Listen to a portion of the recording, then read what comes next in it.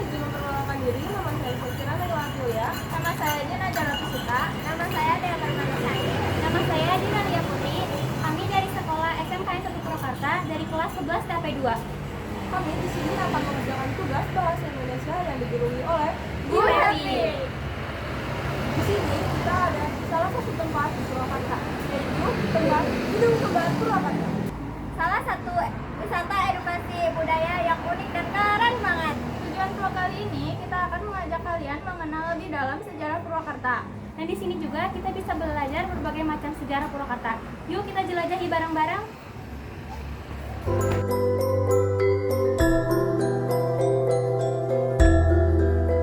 Hari ini kami berkesempatan untuk menjelajahi salah satu bangunan bersejarah di Purwakarta, Gedung Kembar. Di balik dinding-dinding ini tersimpan cerita perjuangan, budaya, dan perjalanan panjang sejarah bangsa kita. Setiap gambar, setiap tulisan seolah membawa kami kembali ke masa lalu. Dan tempat ini bukan sekedar bangunan, melainkan saksi bisu perjalanan waktu. Dari sinilah kami semakin sadar bahwa mengenal sejarah berarti menghargai jati diri bangsa. Jadi di museum ini ada beberapa peristiwa-peristiwa yang salah satunya akan saya jelaskan mengenai peristiwa Rancadara. Rancadara adalah nama tempat di antara Purwakarta dan Wanayasa, Jawa Barat yang dinamai sesuai pertempuran pada tahun 1832. Nama Rancadara adalah gabungan dari ranca yaitu rawa dan dara yang merupakan sebutan pertempuran pada tahun 1832.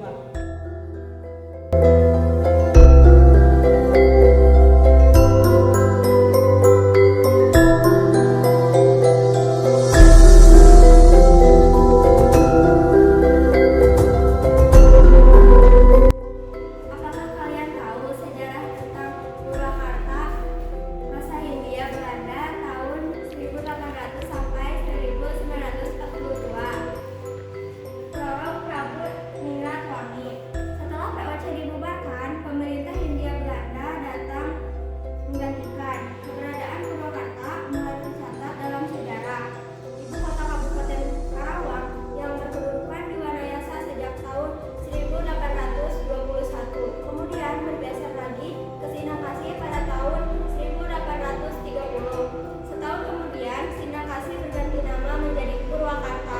Dalam ejaan masa itu ditulis Purwakarta.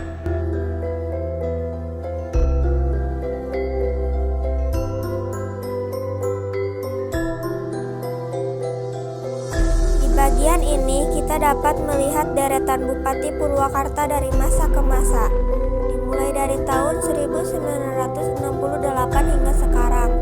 Setiap pemimpin memiliki perannya masing-masing dalam membangun dan memajukan daerah.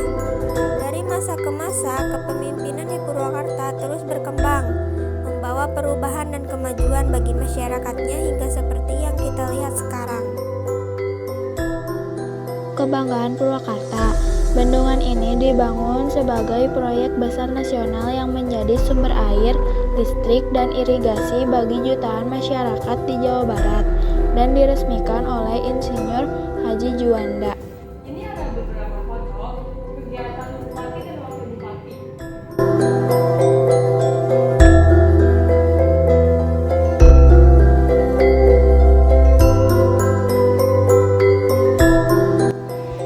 Di ruangan ini kami bisa melihat berbagai macam wayang golek yang menjadi warisan budaya khas Jawa Barat.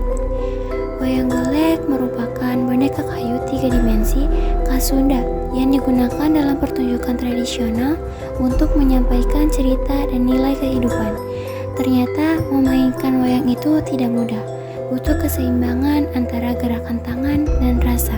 Di sini kita akan mewawancara salah satu petugas yang bekerja di Gedung Kembar.